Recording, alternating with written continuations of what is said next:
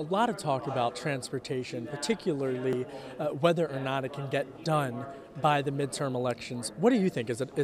Can it get done? Yes, it can. I think the Trump administration's proposal creates a framework within which I think Congress is going to try very, very hard to get a major infrastructure package done this year.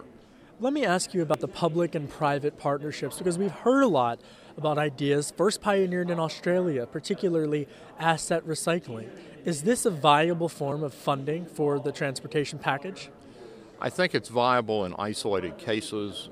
It's not going to solve all of our infrastructure challenges, but the whole idea that drives the Trump set of proposals is to get the federal government out of the way and also, in some instances, enhance federal support for public-private partnerships. There's an enormous amount of capital, not just in the U.S., but private capital all around the world that is controlled by people who want to invest in U.S. infrastructure because it's a safe investment, first and foremost. What is the most pertinent or important thing that the administration or Congress or both could do to help attract foreign investment into U.S. infrastructure projects?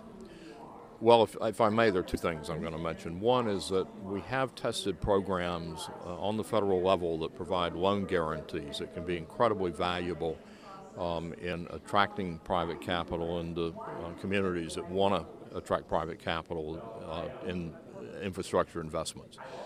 But the other area that I don't think gets enough attention is the whole permitting process. If you want to build a road in this country today that has any federal involvement, whether it's a loan guarantee, federal aid issues, it can easily take 10 years just to get through all the permitting. And the cost that's added to a project by that process is considerable. So President Trump has said many times, including in the comprehensive proposal last week, he wants to change federal policies. So we still do those reviews. We get them all done in 2 years. That would be an enormous change, and that would make it a lot of projects that may not be economically attractive just because they're going to take so long, more attractive in terms of attracting private investment, as well as getting the states to move forward. Final question on infrastructure, and then I want to ask you about some overseas work. But on infrastructure, how do you make sure that when you reduce the permitting time, when you lure in public and private partnerships and international, that all of the infrastructure work doesn't just go to the cities, but also gets spread around to rural communities as well? Well, the Trump proposal includes very explicit ideas about that, including dedicated federal aid to attract both state investment and private investment in rural areas. And so they have explicitly carved out in the infrastructure package overall a good-sized chunk for rural investment, and it's up to Congress to flesh that out, and I think that will be an important part of the package. Something I know that you've been at the forefront and working on, of course, is the developments over in Qatar. Tell me about what the latest is from a business perspective, about what the business world should know about those developments. Well, in both Qatar and UAE, we've got real challenges on the airline side, and I've worked for many years with American Airlines. The problem is we've got 121 treaties that are called Open Skies Agreements. 119 of them work really well. Those two have not been working the last 10, 12 years, and the problem is very simple.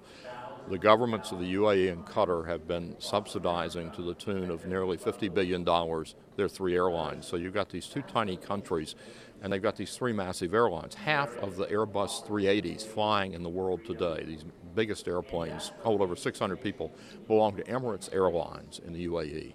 And our carriers increasingly are finding it impossible to compete on major international routes. We've only got 2 nonstop flights between India and the U.S. today because our carriers have been driven out of the market with the second most populous country in the world. So what has happened is for the last 2-3 years, the major international U.S. carriers have put pressure first on the Obama administration, which really didn't move the ball, but then it worked with the Trump administration. And about 10 days ago, the Trump administration announced an agreement with Qatar, where Qatar going forward is going to be much more transparent. They're going to use real commercial practices, but we've still got an outstanding dispute with the UAE, and I'm confident the Trump administration is going to do whatever it takes to get them to comply with their treaty obligations as well. Mr. Secretary, I could talk Boeing and Delta all day and about the impact that those agreements have on rural communities in particular, but we're going to have to leave it there. But thank you very much. Thank you.